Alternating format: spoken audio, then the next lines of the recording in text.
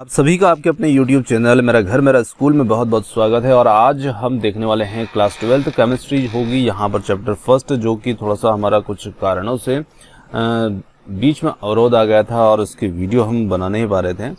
तो चलिए अब यहाँ पर हम रेगुलर वीडियो केमिस्ट्री के अपलोड करने की कोशिश करेंगे। और यदि आपने चैनल को अभी तक सब्सक्राइब नहीं किया तो आप प्लीज़ सब्सक्राइब कीजिएगा ताकि आपको आने वाले वीडियो की नोटिफिकेशन मिलते रहे। तो चलिए स्टार्ट करते हैं और देखते हैं यहाँ पर क्लास 12 केमिस्ट्री जो कि ठोस प्रावस्था है, इसका ये 5वां पार्ट है। इसके पहले हम 4 पार्ट पहले भी अपलोड कर चुके हैं। तो चलिए स्टार्ट करते हैं और समझते हैं आज का जो हमारा टॉपिक यहाँ पर होगा। तो यहाँ आज के इस टॉपिक में हम देखने वाले हैं क्रिस्टलों में घनिष्ठ संकुलन। तो क्रिस्टलों में घनिष्ठ संकुलन जो होता है, इससे संबंधित जो भी हमारे प्रश्न बनेंगे वो यहाँ पर इसमें क्लियर होंगे। तो चलिए सबसे पहले यहाँ पर बात करते हैं कि क्रिस्टल के अंदर जो घनिष्ठ संकुलन होता है वो क्या होता है, और इन्हीं को हम निविड संकुलित संरचनाएं भी कह देते हैं या निविड संकुलन भी कह देते हैं। दोनों तरीके से इनका नाम कहा जा सकता है। तो सबसे पहले यहाँ पर हम देखते हैं इनकी परिभाषा को।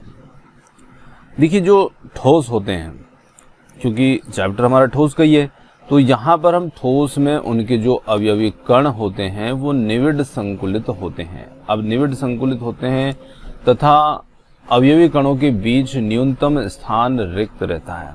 तो कहने का मतलब है कि जो ठोस के कण हुआ करते हैं, अब ठोस के अवयवी कण जो होते हैं वो क्या होते हैं, तो वो चाहे तो अणु हो, परमाणु हो या आयन हो, कुछ भी हो सकते हैं। तो वो कुछ इस तरह से व्यवस्थित होते हैं, इस प्रकार से उनकी पैकिंग होती है, इस प्रकार से वो जमे होते हैं कि उनके बीच में स्थान कम से कम मौजूद रहे। और जब वो इस प्रकार से व्यवस्थित होते हैं तो उस स्थिति में जो क्रिस्टल का घनत्व होता है ना, घनत्व और उसका स्थायित्व अधिकतम रह सके, इसलिए इनके अंदर, ठोस के अंदर इस प्रकार की पैकिंग होती है। तो इन्हीं को हम अवयवी कण जो है वो निविड संकुलित होते हैं। और क्रिस्टल के अवयवी कणों की संकुलित व्यवस्था कुछ इस तरह से होती है कि जिससे कि वे पास पास रह सके, जिससे कि उनका घनत्व और उनका स्थायित्व अधिकतम रहे। और अवयवी कणों की जो ये व्यवस्था होती है, इसी को हम क्रिस्टलों में घनिष्ठ संकुलन कहते हैं। तो कहने का मतलब है कि जो ठोस के कण होंगे वो जिस प्रकार से जमे होते हैं ताकि उनका स्थायित्व क्रिस्टल का और घनत्व अधिकतम रह सके। तो इनके जो व्यवस्था का ये क्रम कह दें या जमने का जो तरीका कह दें, इसी को हम संकुलन कहते हैं। अब घनिष्ठ नाम क्यों दिया है, क्योंकि देखिए ये पास पास जमे हुए हैं, एक दूसरे के बिल्कुल नजदीक जमे हुए हैं, तो इसलिए इसको घनिष्ठ या फिर निविड संकुलन कह दिया जाता है। अब देखिए ये जो संकुलन हमारा होता है, घनिष्ठ संकुलन, ये निम्न प्रकार का हो सकता है। तो यहाँ पर पहला है हमारा एक विमा के अंदर, यानी कि एक विमी घनिष्ठ संकुलन या एक विमी निविड संकुलन। इसी प्रकार से दूसरा है द्विविमी और तीसरा प्रकार है त्रिविमी। तो कहने का मतलब है कि ये 1 डायमेंशन, 2 डायमेंशन और 3 डायमेंशन के संकुलन के अंदर देखने को हमें मिलते हैं। तो चलिए इन सबको बारी बारी से हम समझेंगे कि एक विमी किस प्रकार का होता है, द्विविमी किस प्रकार का होता है और त्रिविमी किस प्रकार का होता है। तो बढ़ते हैं आगे। देखिए सबसे पहला यहाँ पर है हमारा एक विमी निविड या घनिष्ठ संकुलन। तो एक विमी का मतलब क्या होता है, जो सिर्फ एक ही विमा जिसके अंदर प्रदर्शित हो रही है उसे हम एक विमी कहेंगे। तो चलिए थोड़ा सा इसका डायग्राम देखिएगा। अब यहाँ पर आप कुछ अवयवी कणों को देख पा रहे हैं जो कि ठोस के हैं और ये बिल्कुल एक दूसरे से बिल्कुल पास पास जमे हुए हैं। पर क्या आप यहाँ पर देख पा रहे हैं कि इन अवयवी कणों की जो है ये सिर्फ एक पंक्ति है ना। तो एक ही पंक्ति के अंदर ये जमे हुए हैं। तो यहाँ पर हम कह सकते हैं कि ये एक विमी रूप में जमे हुए हैं। अब इसको हम परिभाषित किस प्रकार से करेंगे, देखिए इसमें ठोसों के जो अवयवी कण होते हैं उनको एक पंक्ति में एक दूसरे से स्पर्श करते हुए व्यवस्थित किया जाता है। तो एक ही पंक्ति में है, एक दूसरे को स्पर्श करते हुए ये रखे गए हैं या मौजूद हैं। तो इस व्यवस्था में ठोस के जो अवयवी कण होते हैं जो गोले की आकृति में होते हैं, का प्रत्येक गोला जो है वो अन्य 2 निकटवर्ती गोलों के संपर्क में रहता है। अब यहाँ से आपको 1 नंबर का ऑब्जेक्ट मिलता है कि भाई एक विमीय जो संकुलन होता है ना, उसके अंदर जो समन्वय संख्या होती है वो कितनी होती है। तो देखिए, आप किसी भी गोले को ले लीजिए, सिर्फ इन बाहरी को छोड़ करके, क्योंकि इनके इधर हमने गोला नहीं रखा, पर ठोस के अंदर तो होगा। तो यहाँ चित्र में हमें प्रदर्शित नहीं हो रहा है, पर ठोस के अंदर तो यहाँ पर भी जो गोला होता है वो मौजूद होता है। तो इसलिए आप अभी यहाँ इनको ना देख करके आप किसी भी इस गोले को ले लें, चाहे इस गोले को। तो चलिए मैं इसे ले लेता हूँ, थोड़ी देर के लिए इस गोले की मैं बात कर रहा हूँ। अब ये गोला देखिए अपने इस तरफ भी जुड़ा हुआ है, एक गोला इस तरफ भी है। तो ये जो हमारा ए वाला यहाँ पर गोला है, ये कण, परमाणु, अणु जो भी है, ये अपने आसपास अन्य कितने से घिरा हुआ है। तो कितने से घिरा हुआ या कितने के ये संपर्क में है, कितने से ये जुड़ा हुआ है। तो हम यहाँ पर कहेंगे कि ये जो है ये 2 से जुड़ा हुआ है। अब 2 को मैं यहाँ पर थोड़ी देर के लिए नाम दे देता हूँ बी और सी। तो ये बी और सी से जुड़ा हुआ है ए यहाँ पर, है ना। तो यहाँ पर ए जो गोला होगा या इस प्रकार के जो कण होंगे, उनकी जो समन्वय संख्या होती है वो समन्वय संख्या 2 हुआ करती है। तो इसमें समन्वय संख्या एक विमीय जो संकुलन होता है उसमें कितनी हुआ करती है, 2 होती है। और यहाँ पर सिर्फ इसके अंदर एक ही विमा हमें दिख रही है जो कि इस प्रकार है। तो ये सिर्फ एक ही विमा इसके अंदर होगी। तो यहाँ से आपको ध्यान रखना है कि गोलों का जो क्रम होगा वो सिर्फ एक पंक्ति में होगा और उनकी समन्वय संख्या जो होगी वो कितनी होगी, 2 होगी। चलिए, ये आपका एक विमीय संकुलन हो गया और इसके कोऑर्डिनेशन नंबर या समन्वय संख्या जिसको हम कहते हैं वो होती है यहाँ पर 2। आगे हम बात करते हैं यहाँ पर द्विविमीय घनिष्ठ संकुलन की। अब द्विविमीय घनिष्ठ संकुलन जो होता है वो किस प्रकार का होता है, तो चलिए इसे थोड़ा सा समझते हैं। द्विविमीय में ठोस के अवयवी कणों की क्लोज पैकिंग या निविड संकुलित संरचना में गोलों की पंक्तियों को एक साथ एक के ऊपर एक रख करके इनकी व्यवस्था दर्शाई जाती है। अब देखिए, यहाँ पर सबसे पहले आपको हिंट मिल रही है गोलों की पंक्तियों। अभी हमने एक वे में देखा था ना, उसके अंदर सिर्फ गोले की पंक्ति थी, इनकी एक ही पंक्ति थी, पर यहाँ पर गोलों की पंक्तियां होंगी और एक से ज्यादा पंक्तियां होंगी और उन्हें एक साथ एक के ऊपर रखा जाएगा, है ना। और ये जो होता है ये संकुलन 2 प्रकार का होता है। एक होता है वर्ग घनिष्ठ। अब यहाँ पर वर्ग से आपको समझ में आ रहा होगा कि वर्ग मतलब कि जो स्क्वायर होता है, हम गणित के अंदर पढ़ते हैं इस प्रकार, जिसकी चारों भुजाएं बराबर होती है, ये वर्ग वाली स्थिति। और दूसरा यहाँ पर प्रकार है हमारा षटकोणीय घनिष्ठ निविड संकुलन, जो कि 6 कोण वाला होगा। तो 6 कोण वाले में आप जैसे 6 भुजाएं होती है उसी ये, तो ये हमारा षटकोणीय हो गया जिसमें 6 कोण बन रहे हैं 6 भुजाओं के साथ में। तो इस प्रकार से यहाँ पर हम कह सकते हैं कि जो षटकोणीय होगा और एक वर्ग घनिष्ठ होगा। चलिए अब इनको थोड़ा सा डिटेल करते हैं और डिटेल में इनको समझते हैं। सबसे पहले यहाँ पर हम देखेंगे वर्ग घनिष्ठ संकुलन को। अब देखिए, यहाँ से भी आपको ऑब्जेक्ट मिलता है कि वर्ग घनिष्ठ संकुलन में समन्वय संख्या कितनी होती है, तो ये आपको इसमें थोड़ा सा ध्यान रखना है। चलिए अब सबसे पहले यहाँ पर हम इसकी बात करते हैं कि वर्ग घनिष्ठ संकुलन आखिर होता क्या है। तो हमने देखा कि जब हम गोलों की एक से अधिक पंक्तियों को एक के नीचे एक रखते हैं तो हमें ये वर्ग घनिष्ठ संकुलन या षटकोणीय घनिष्ठ संकुलन प्राप्त होता है ना। तो चलिए चित्र देखिएगा इसका।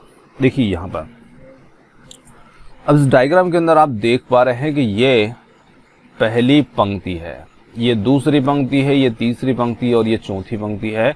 और इसमें इन सभी पंक्तियों के अंदर जो गोले हैं, पहली पंक्ति हो गई हमारी ये, इसी के नीचे दूसरी पंक्ति, इसी के नीचे तीसरी पंक्ति। तो आप यहाँ देखिएगा, इस गोले के जस्ट नीचे ही अगली पंक्ति का गोला आ रहा है, इसी के जस्ट नीचे ही अगली पंक्ति का आ रहा है, इसी के जस्ट नीचे ये आ रहा है।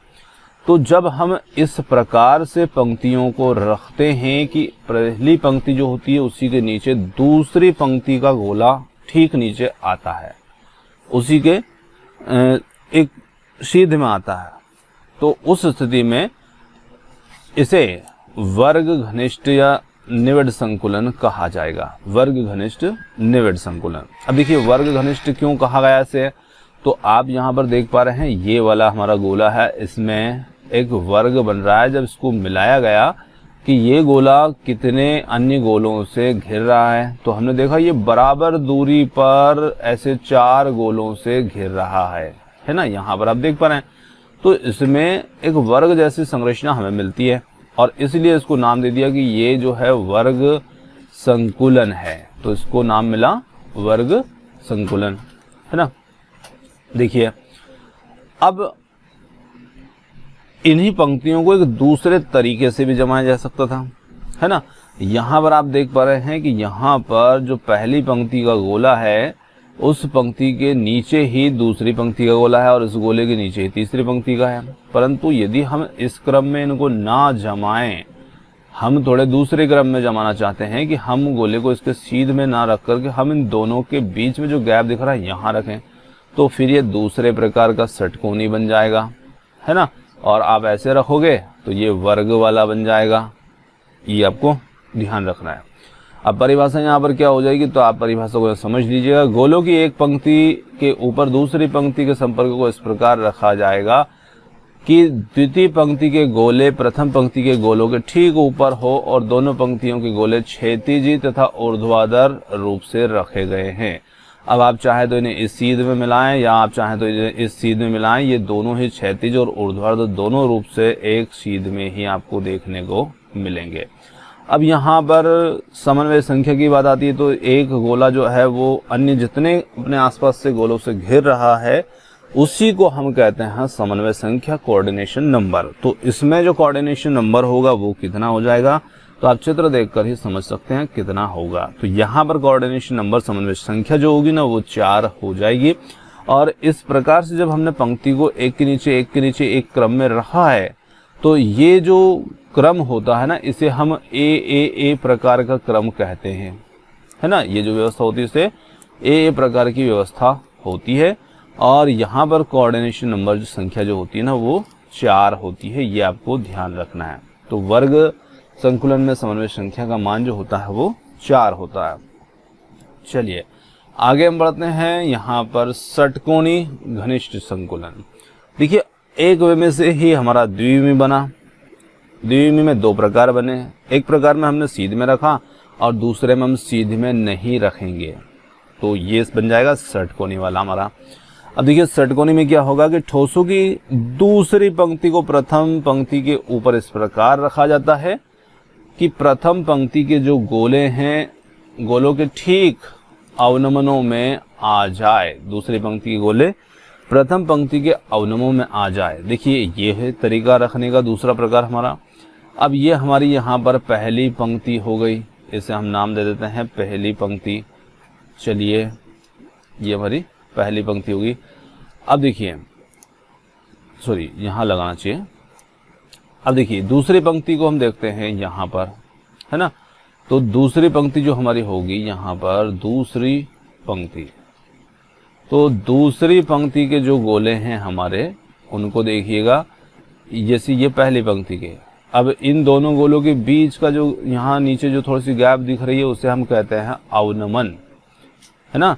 ये पहली पंक्ति के गोलों का अवनमन है, मतलब वो जो गड्ढा जैसा स्थान दिख रहा है उसे अवनमन कहा जाएगा। तो यहाँ से हमने इस दूसरी पंक्ति के गोले को रखना शुरू किया। अब हमने इस पहले गोले के सीध में नहीं रखा है, यहाँ से शुरू किया। अब इसका दूसरा गोला देखिए, वो इन दूसरे गोलों के बीच का जो अवनमन है वहाँ पर आ रहा है। तीसरे को देखिए, वो इन दोनों के यहाँ आ रहा है। तो कहने का मतलब है कि इस तरीके से जब रखा जाए तो ये षटकोणी संकुलन बन जाता है। अब षटकोणी संकुलन के अंदर आप देख पा रहे हैं यहाँ पर एक बीच में एक गोला है और ये गोला 2 ऊपर और 2 नीचे, 4 और एक इस साइड और एक इस साइड। तो इस प्रकार से ये 6 गोलों से घिर रहा है ना। तो ये 6 गोलों से घिर रहा है, तो इस स्थिति में इसकी जो समन्वय संख्या हो जाएगी वो कितनी हो जाएगी, वो हो जाएगी यहाँ पर 6, है ना। समन्वय संख्या जो होगी हमारी कोऑर्डिनेशन नंबर वो हो जाएगी 6। अब आपको सिर्फ रखने का तरीका है तो समझना है कि इस प्रकार इसमें रखे गए हैं, उसमें सीध में रखे गए थे, तो ये बन जाएगा हमारा षटकोणी। अब ये इसकी जो व्यवस्था होगी उसे नाम दे दी जाएगा ए बी व्यवस्था, है ना। अब इसमें बी ए लिख दिया, कोई बात नहीं, आप ऊपर ए मान लीजिए, नीचे बी मान लीजिए, किसी भी तरीके से हम लिख सकते हैं। सिर्फ हमें यहाँ हिंट मिलना चाहिए कि रखा कैसे जा रहा है और नाम हम इसमें क्या दे सकते हैं। देखिए, तो इस तरह प्रथम पंक्ति को ए और दूसरी पंक्ति को बी कहा जाए, और दोनों पंक्तियों की जो व्यवस्था है ये भिन्न है, अतः दो से ज्यादा पंक्तियों की इस व्यवस्था के तहत रखने पर, अब हम दो से ज्यादा पंक्तियां इस प्रकार रख देते हैं, हमने तीसरी पंक्ति रख दी, तो उस स्थिति में ठोसों के अवयवी कणों की जो पंक्तियों की व्यवस्था होती है ना, ए बी व्यवस्था प्राप्त होती है। और इस स्थिति में अवयवी कण अर्थात प्रत्येक गोला निकटवर्ती 6 गोलों के संपर्क में आ जाता है, और इसे स्थिति में द्वितीय द्विमीय उपसर्जन संख्या जो होती है वो हो जाती है हमारी यहाँ पर 6, है ना। तो यहाँ से आपको ध्यान रखना, षटकोणीय नाम से स्पष्ट है, जिसमें 6 कोण बन रहे हैं, तो वहां पर समन्वय संख्या भी कितनी हो जाएगी, 6। वर्ग में 4 भुजा 4 कोण होते हैं, समन्वय संख्या कितनी हो जाएगी, 4। एक विमी में कितनी हो जाएगी, 2। ये आप ध्यान रखिएगा।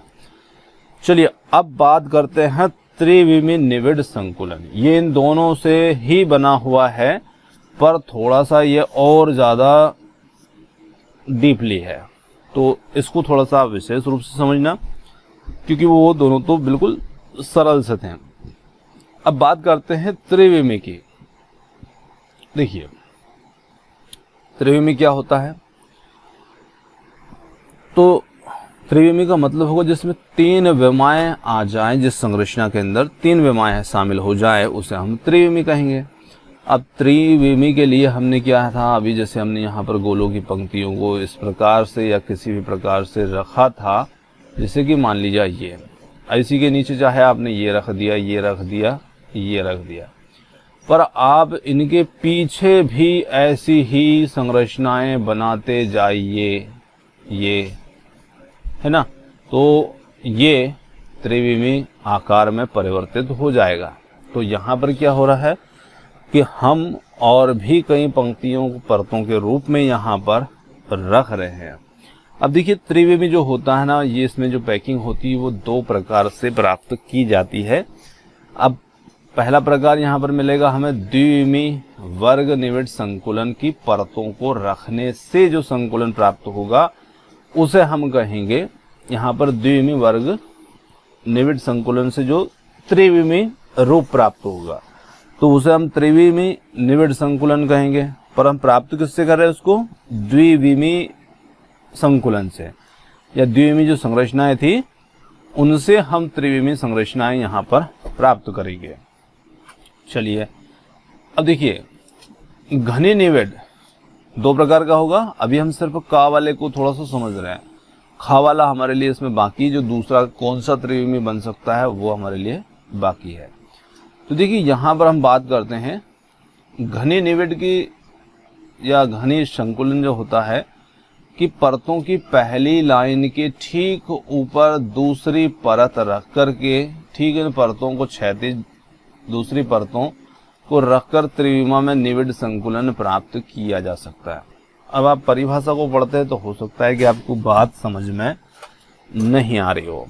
अब देखिए, यहाँ पर चलिए चित्र देखिए फिर समझिएगा आप। जैसे मान ली जाए कि ये यहाँ पर एक परत है ना, इसे हम क्या नाम देंगे, ये पहली परत है, पहली परत। अब ध्यान रखिएगा, ये पंक्ति नहीं है, ये पूरी यहाँ से यहाँ तक पूरी जो व्यवस्था है ये पहली हमारी परत है। अब इसी परत के ऊपर हम एक और दूसरी परत रख देते हैं, ये है ना, फिर हम एक और परत रख देते हैं इस प्रकार से।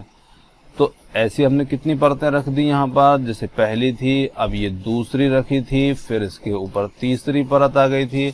तो इस प्रकार से हम परतें जब रखते हैं तो ये परतें, आप देखिए इसमें लंबाई भी आ गई, चौड़ाई भी आ गई, और आप मोटाई देखोगे पीछे की तरफ तो वो भी इसमें प्राप्त हो जाएगी। देखिए ऐसी, है ना। अब यहाँ पे आप देखिए ये परत रखी गई थी पहले, फिर इसके पीछे एक और परत है, इसके नीचे और परत है, इसके पीछे और परत है। तो ऐसी यहाँ पर कितनी परतें दिख रही है आपको?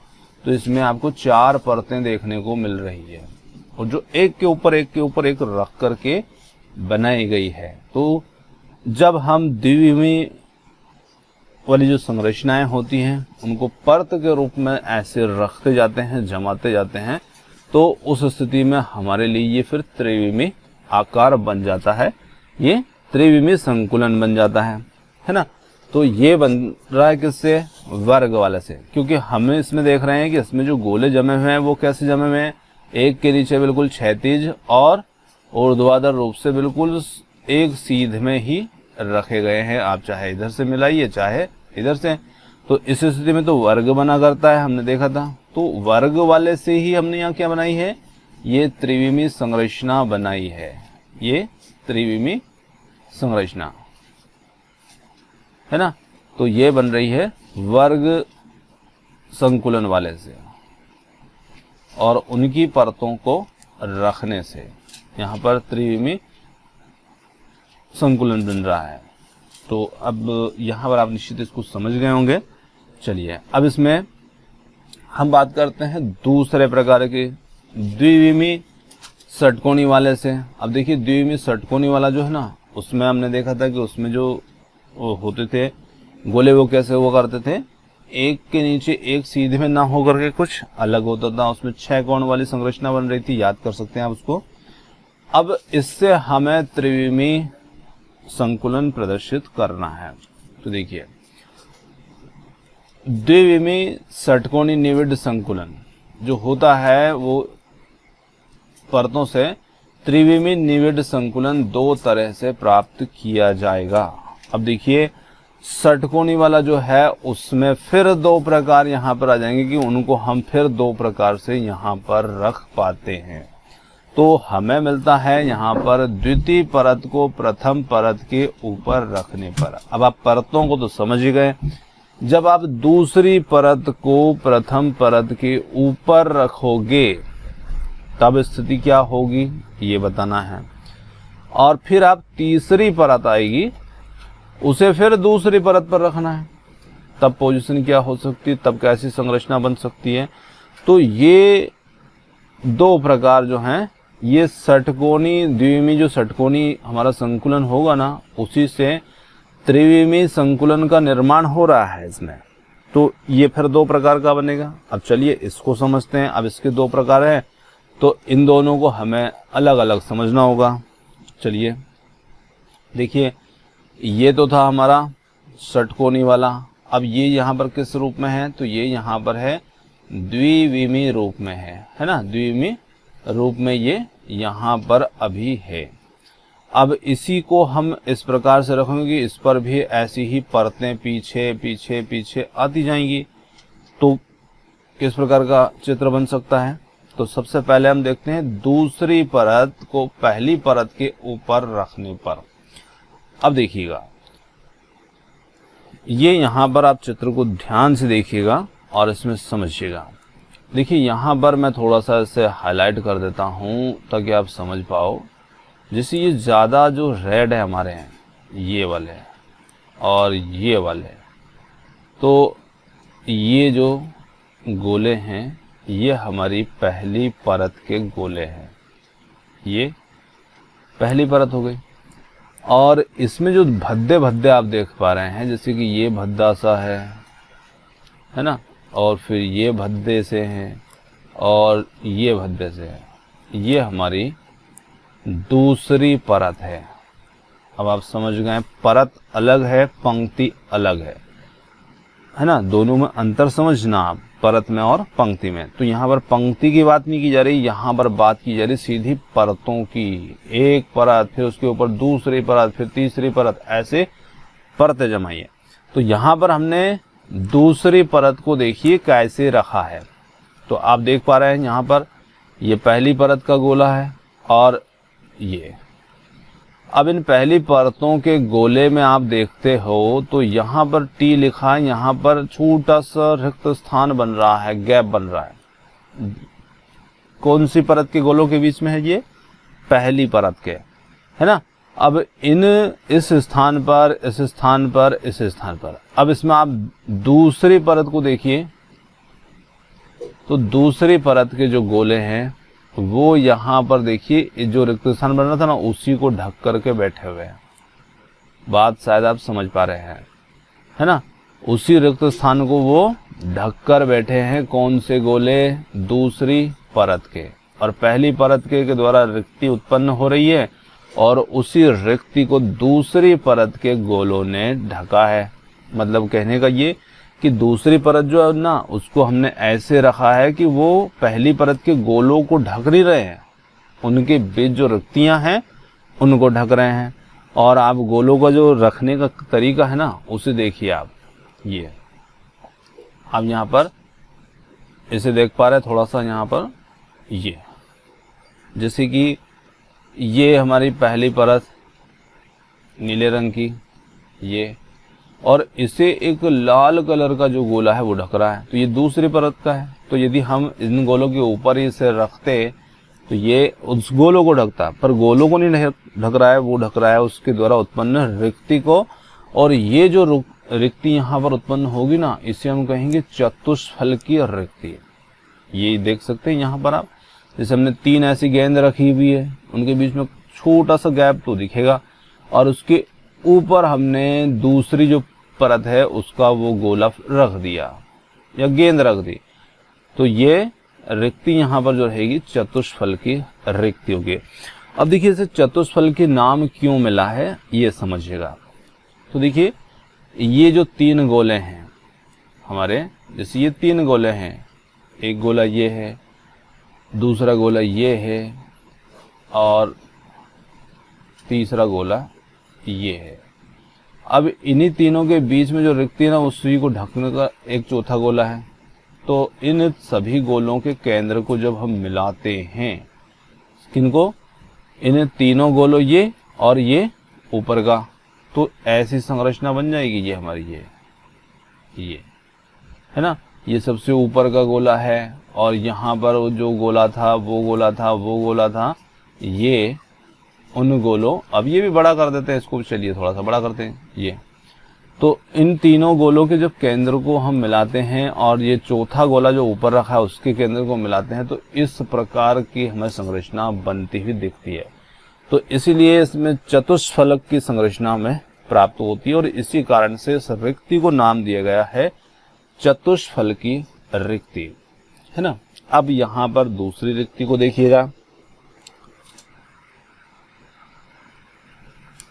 देखिए अब यहाँ पर हम देख पा रहे हैं जैसे कि ये हमने रिक्ति देखी थी, ये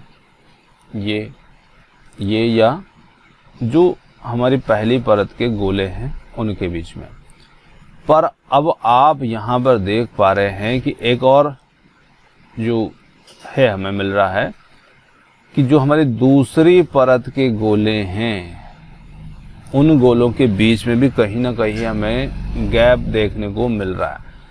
अब देखिए यहाँ पर एक तो आपको O मिल रहा है लिखा हुआ और एक मिल रहा है T।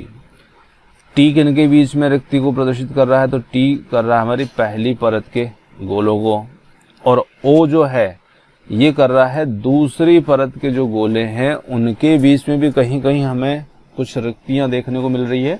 और ये जो रिक्तियां हैं ये रिक्तियां यहाँ पर प्रदर्शित करती है अष्टफलकी रिक्ति को।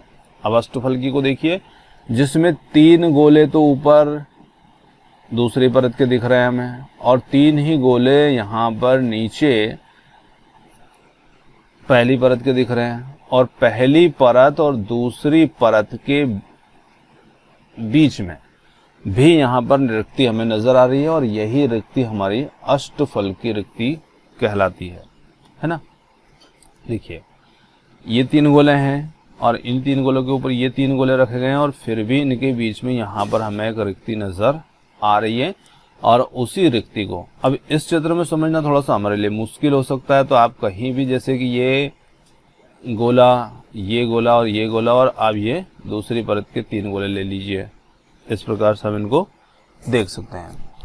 अब ये रिक्ति हमारी जो है ये अष्टफल की रिक्ति होती है, और इसमें ऐसे ही इन सभी गोलों के केंद्र को मिलाते हुए हम लाइन खींचते हैं तो ये अष्टफलक की आकृति इसमें प्राप्त होती है। अब यहाँ पर आप देख सकते हैं कि जो चतुष्फल की रिक्तियां हैं ना, उनको टी से दर्शाया गया है। तो जहां जहां टी लिखा है मतलब कि वो चतुष्फल की रिक्ति है, और वो 3 गोलों के कारण से बन रही है, और एक गोला ऊपर से ढक रहा है।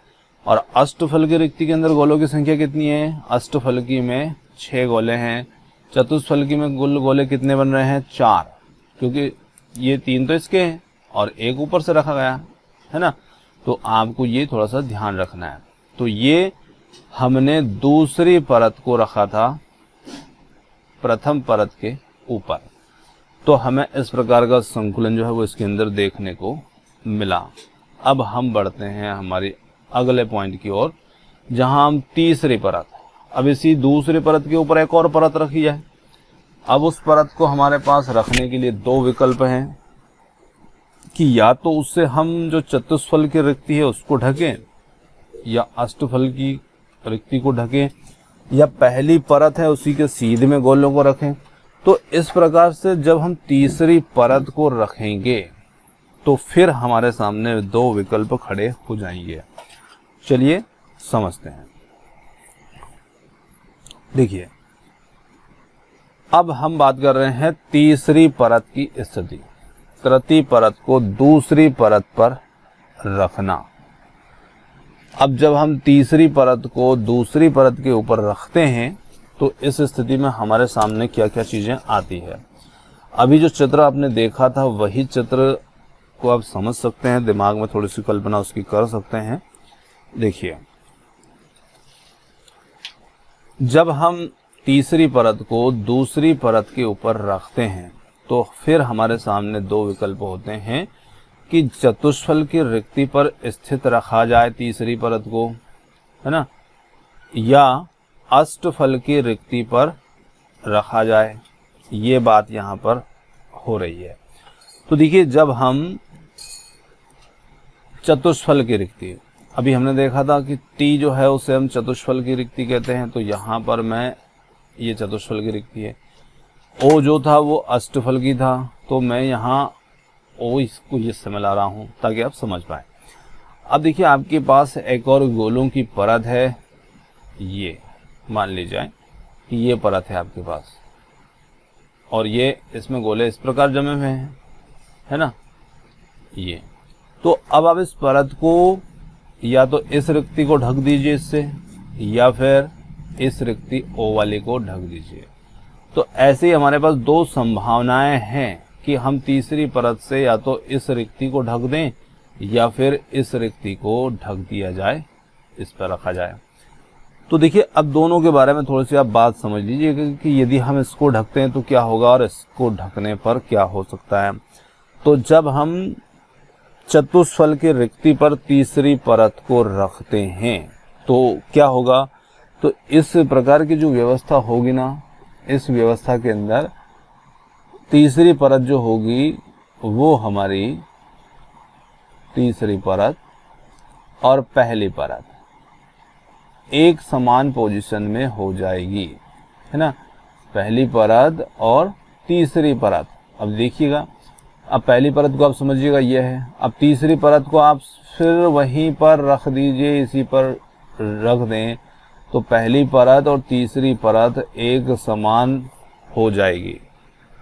अतः यहाँ पर हम कह सकते हैं कि जो हमारी तीसरी परत होगी ना, वो पहली परत की ही पुनरावृत्ति हो कर रही है, उसी के ऊपर वो परत रखी जाएगी। और इस स्थिति में ये यहाँ पर जो संरचना हमें प्राप्त होती है, इसमें षटकोणीय संकुलन तो हम इसे कहेंगे ही कहेंगे, क्योंकि ये 6 वाले से बन रहा है। और यहाँ पर जो बी हमारी दूसरी परत होगी, उसका जो गोला रहेगा वो अन्य 12 गोलों को उसमें स्पर्श करेगा इस स्थिति में। तो ये उसके मैंने चित्र यहाँ पर नहीं लिए हैं, थोड़े से कुछ कारणों की वजह से मैं उसे नहीं ले पाया हूँ। तो वो 12 अन्य गोलों को स्पर्श इसमें करेगा, है ना। तो इसमें आपको ध्यान रखना है कि इस स्थिति में जो समन्वय संख्या होती है ना वो 12 होती है। ये इस स्थिति में समन्वय संख्या 12 होगी यहाँ पर। अब कुछ धातुएं होती है जिनके अंदर ये पाया जाता है, जैसे कि जिंक है, MO है, Mg है, CO है, आदि धातुओं के अंदर ये समन्वय संख्या देखने को मिलती है। तो आपको यहाँ से समन्वय संख्या ध्यान रख लेना, इससे ध्यान रख लेना, इसकी संभावना को हम लागू कर सकते हैं ऐसे रख कर गए। अब देखिए दूसरा विकल्प जो है वो संभावना जो व्यक्त की जा रही है कि अष्टफल की रिक्ति पर रख दिए जाए तीसरी परत को। तो अष्टफल की पर रखेंगे तो इस स्थिति में क्या होगा कि इस स्थिति में जो तीसरी परत के गोले होंगे, अब समझिएगा आप, जो तीसरी परत के गोले होते हैं वो पहली और दूसरी परतों, अब इसमें पहली परत और दूसरी परत के द्वारा बनी हुई जो अष्टफल की रिक्ति होती है ना उसके ऊपर होती है तीसरी परत को। तो कहने का मतलब है कि अब हम यहाँ पर ये O वाली रिक्ति है इसके ऊपर गोलों को रखेंगे, तीसरी परत के को ये है ना इस कंडीशन में रखेंगे। तो इस प्रकार से जो बनी हुई संरचना रहेगी उसमें तीनों ही परतों का अलग अलग क्रम हो जाएगा। A अलग जा रही है, B अलग जा रही है और C अलग जा रही है। C तीसरी परत है हमारी। तो ये जो संरचना होगी इसे हम ABC संरचना कह सकते हैं और यही क्रम फिर से लागू होगा। यदि ऐसी परतों को रखा जाता है तो फिर ये ABC क्रम ही इसमें चलता रहेगा। और ये जो संरचना होती है हमारी ये CCP संरचना भी कहलाती है ना। इसे हम क्यूबिकल क्लोज पैकिंग या CCP संरचना भी कहते हैं। तो ये हमने देखे आज के जो संकुलन वाला जो टॉपिक था हमारा उसमें कुछ इस प्रकार के संकुलन होते हैं, इस प्रकार की रिक्तियाँ होती हैं। तो रिक्तियाँ हमने दो प्रकार की देखी है, चतुष्फल की और अष्टफल की। और रिक्तियों को आप ध्यान रखिएगा कि कौन सी रिक्ति कहाँ पर बनती है और उस रिक्ति में कौन सी परतों को रखने से वो उत्पन्न हो रही है। और इस प्रकार से हम तीन परत को हमने रख करके इसमें देख लिया। अब हम ये संभावनाएं व्यक्त की गई कि यदि ऐसा रखेंगे तो ऐसा होगा, ऐसा रखेंगे तो ऐसा होगा, और ऐसा कुछ धातुओं में देखने को भी हमें मिलता है। अब देखिए ये जो संभावना हमने देखी है ये संभावना कौन सी धातुओं में मिलती है, तो ये कुछ जैसे कॉपर है, चांदी है ना, निकल है, आयरन है, ऐसी कुछ धातुओं में ये इस प्रकार की संरचना भी पाई जाती है। तो ये था आज का हमारा जो टॉपिक था वो संकुलन से संबंधित, और ये यहाँ पर हमारा ख़त्म होता है। अब इसी में हम थोड़ी सी बात कर लेते हैं, कुछ पॉइंट मुझे इसमें थोड़ा सा ध्यान आ रहे हैं। जैसे रिक्तियों से संबंधित थोड़ा सा एक प्रश्न है, हमने समन्वय संख्याएं देखी, तो एक पॉइंट आपको ध्यान रखना है, जैसे कि यहाँ पर मैं थोड़ा सा लिख रहा हूँ, जो चतुष्फल की हमारी रिक्ति होती है ना। अब चतुष्फल की रिक्ति में आपने देखा था गोले कितने थे, तो उसमें गोले जो थे ना वो 4 गोले थे। तो जो रिक्ति है, जो गैप छोटा सा स्पेस है, वो कितने गोलों से घिर रहा था, तो वो 3 गोले तो नीचे और 1 ऊपर से। तो कहने का मतलब है जो चतुष्फल की रिक्ति है ना उसकी समन्वय संख्या कितनी हो जाएगी, तो उसकी समन्वय संख्या भी 4 होगी। और समन्वय संख्या किसकी है, रिक्ति की पूछ रहे हैं यहाँ पर, है ना। तो चतुष्फल की रिक्ति की समन्वय संख्या 4 होगी, ये आपको ध्यान रखना है। इसी प्रकार से हमने देखी थी अष्टफल की रिक्ति, है ना। अब अष्टफल की रिक्ति होती ना, उसके लिए आपको ध्यान रखना है कि वहां पर अष्टफल की जो हमारी रिक्ति थी उस रिक्ति की समन्वय संख्या, अब वो रिक्ति जो थे कितने गोलों से घिर रही थी, तो 3 गोले तो उसमें नीचे थे और 3 गोले ही अलग पैटर्न में थोड़े से ऊपर थे। तो वो जो रिक्ति थी ना वो घिर रही थी 6 गोलों से।